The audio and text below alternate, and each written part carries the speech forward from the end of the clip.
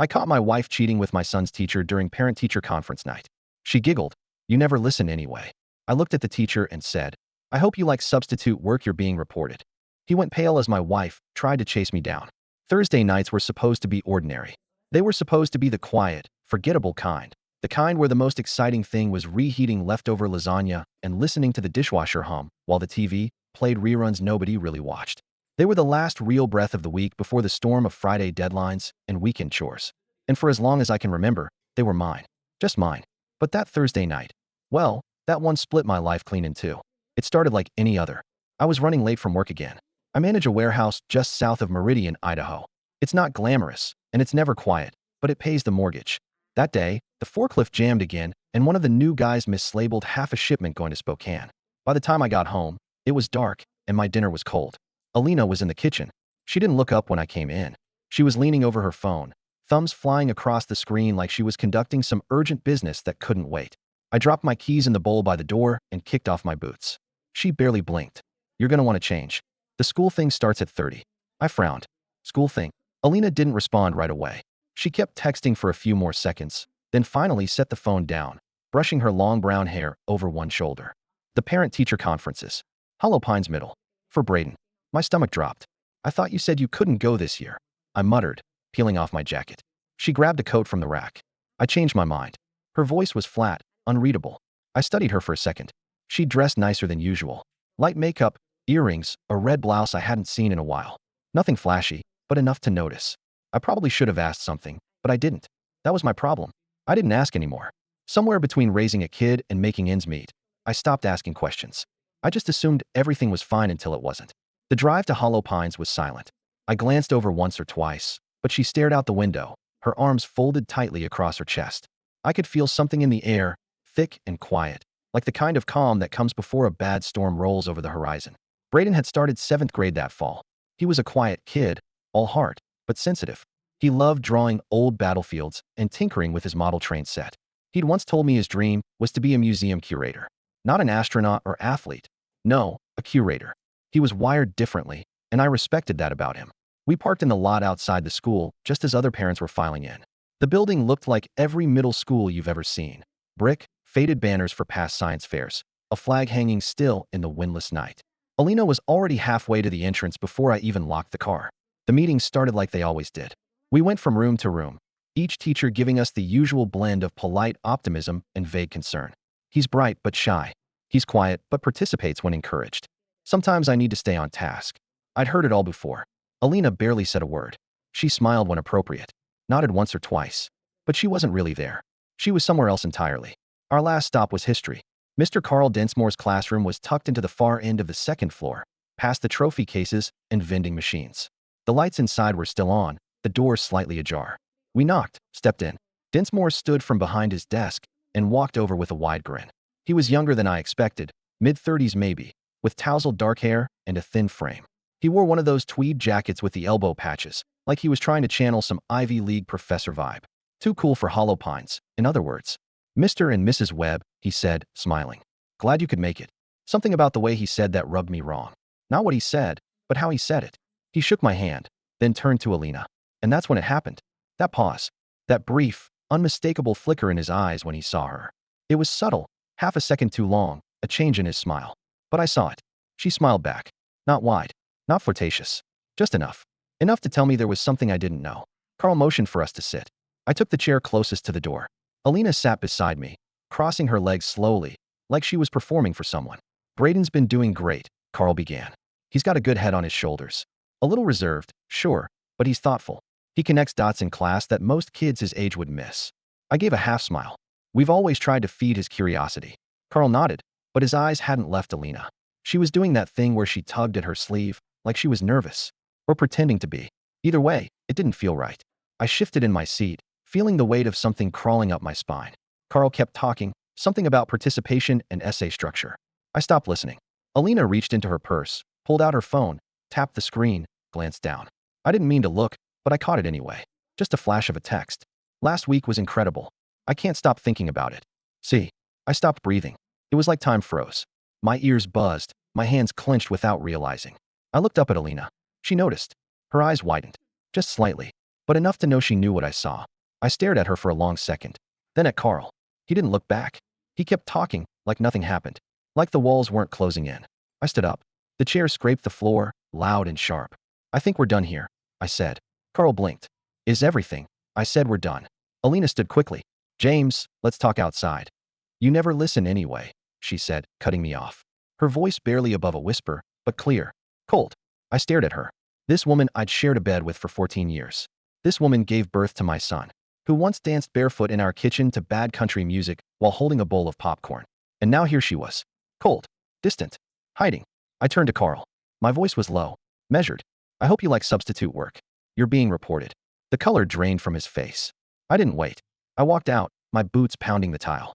Alina called after me once. Then again. I didn't stop. Out in the parking lot, the cold hit me like a slap.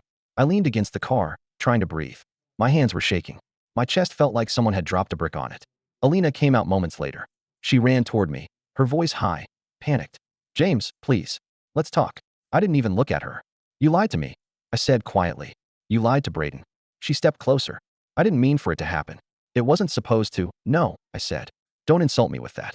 You made choices. She looked away, and for the first time in years, I saw her for who she really was. I got in the car and drove away. I didn't sleep that night.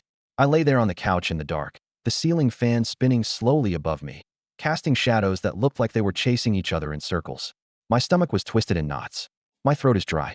I could still hear Alina's voice, so calm, almost amused, as she'd said it. You never listen anyway. She said it like that made it okay. Like that excuse for what she did. Like my silence over the years gave her permission to find comfort in someone else's bed, someone who taught our son how to analyze the Treaty of Versailles and deliver history lessons with a wink. I couldn't decide what hurt more, the betrayal, or the way she looked at me like I was just a minor obstacle to her happiness. I'd taken the couch partly because I didn't want to be near our bed, and partly because I half expected her to come home. She didn't.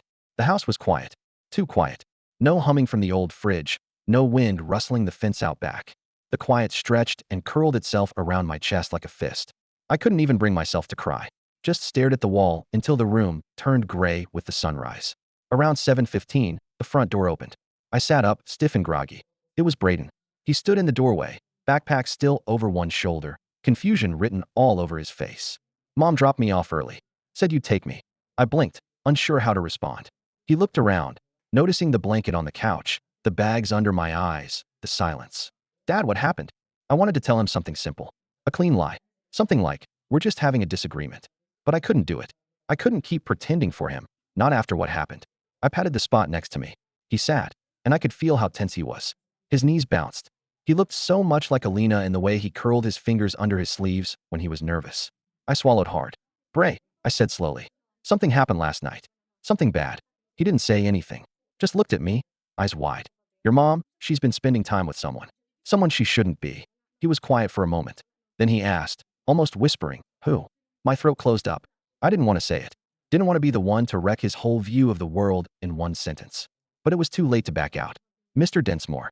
His mouth dropped open. My history teacher? I nodded. At first, he just stared forward, stunned.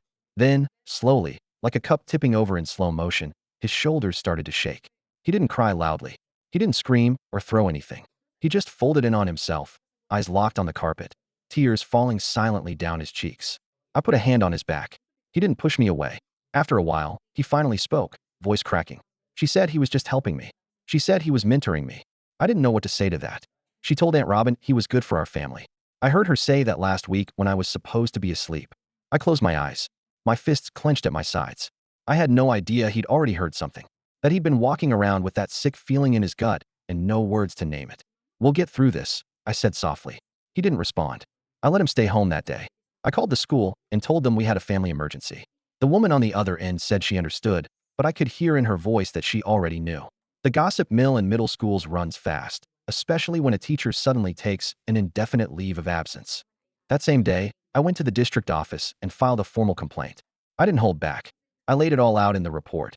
The inappropriate relationship, the power imbalance, the ethical breach, the potential damage to Brayden as both student and son. They told me they were taking it very seriously. I hope they meant it. Alina tried calling me later that afternoon. I let it go to voicemail. She left a long message. Her voice was tired and fragile, like she'd been crying for hours. She said she was sorry, that she didn't plan it, that she felt neglected, invisible, that she and Carl just understood each other, and it got out of hand. I deleted it. I didn't need to hear her excuses. That night, I cooked spaghetti for Braden. He barely touched his plate, just pushed noodles around with his fork, staring off at nothing. When I was washing dishes later, he came up behind me. Are you gonna leave, Mom? I wiped my hands, turned to him. I don't know yet. He nodded like he already expected that answer. Would it be my fault if you did? His voice was so small, so scared. I crouched down and looked him straight in the eyes. No, absolutely not. This is between me and her. You didn't do anything wrong. He bit his lip. Promise. I promise. He hugged me then. Tight. Longer than usual. In the following weeks, everything started to unravel. Alina moved out and into her sister's place across town. She wanted to talk. She wanted a chance to explain everything in context, as she called it. I told her we'd talk only through lawyers from now on.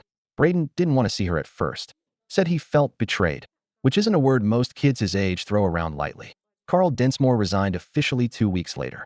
The school put out a brief statement about professional misconduct. I don't know what else came of it. If there was a deeper investigation or legal consequences.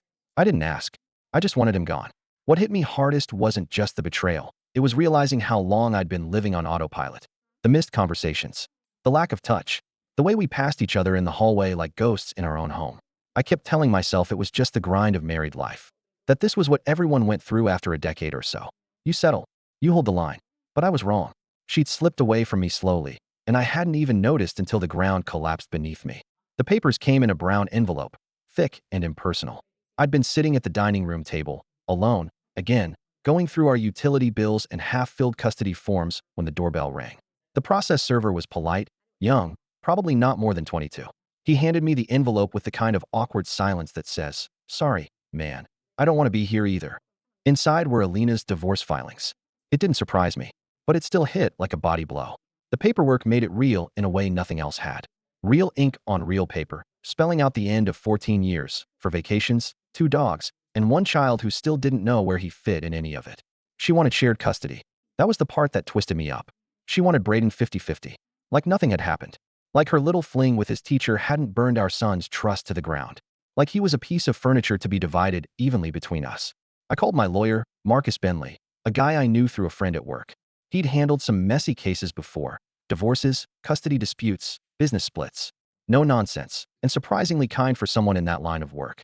He met me the next afternoon at a local diner, the kind that still had cracked leather booths and served chicken fried steak like it was 1987. Marcus sipped his black coffee and scanned the papers quietly. When he looked up, he didn't sugarcoat it. She's got a decent case on paper. No criminal charges. No restraining orders. No documented misuses. Judges usually default to 50-50 unless something serious tips the scale. I stared at the Formica table, my hands clenched. She cheated on me with our son's teacher, Marcus, the man who was supposed to mentor Braden. Marcus nodded. Morally, it's indefensible. Legally, it's harder. Unless the relationship started while Densmore was still teaching Braden, which we'd need proof of, it's more of a character issue than a legal one. I don't want Braden over there while she's with that guy, I said. That's not negotiable. Marcus leaned back, tapping his pen against the table. Then we fight it. But you should be prepared. It won't be clean. If she pushes back, this could get ugly. I left the diner feeling like I'd just been given a roadmap to a war zone. I wasn't afraid to fight, but I hated that Braden was going to be stuck in the crossfire. That weekend, Alina came by to talk. Braden was at my mom's place, building a new model train tunnel with her and eating too many cookies, so it was just the 2 of us. She looked tired, pale, no makeup, hair tied back loosely like she hadn't slept in a week. She stood in the doorway like she wasn't sure if she was allowed in. Just say what you came to say, I told her. She stepped inside, wringing her hands. I don't want this to be a war, James, she said. I don't want Braden to hate me. I crossed my arms. You probably should have thought about that before you slept with his teacher. Her eyes flickered. I know I messed up. I know I hurt you both. But he's still my son. He's not ready to see you. He told me that himself. Alina sat down, slowly. I've tried calling, texting. I even sent him a letter. He tore it up. She looked down, her voice catching. I never meant for any of this to happen. I was so lonely, James. You were always at work. Always tired. We stopped talking. Stopped being us. I felt my jaw clench. So your solution was to start a relationship with a man who grades our son's homework? I didn't plan it. He understood me. The words hung in the air like smoke.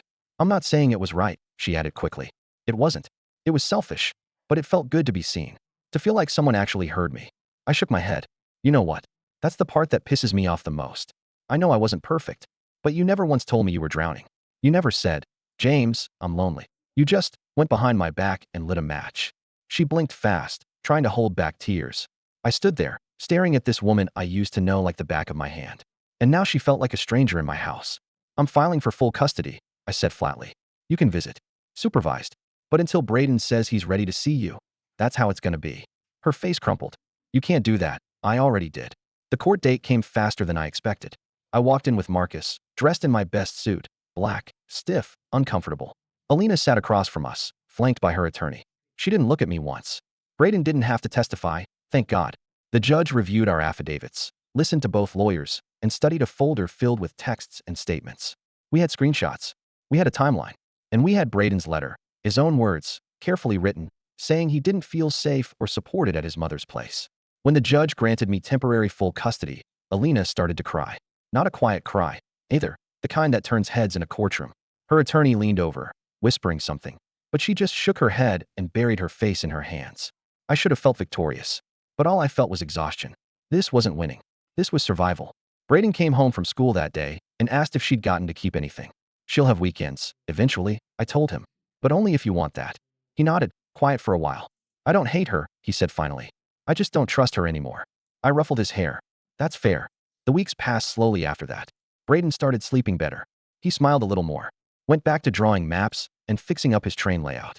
I helped when I could, even though I never had the patience for it. I started going to therapy, just once a week. I didn't tell anyone at first, not even Braden. But something about saying things out loud to a neutral stranger made the wait feel a little less impossible. Alina wrote another letter, this time addressed to both of us. I didn't read it at first. Left it on the counter for 3 days before I finally opened it. It wasn't dramatic. No big declarations of love or apologies. Just a few pages of handwriting, shaky in parts, telling us that she understood our anger. That she missed Braden. That she hoped, in time, we could forgive her. I didn't show it to him. Not yet.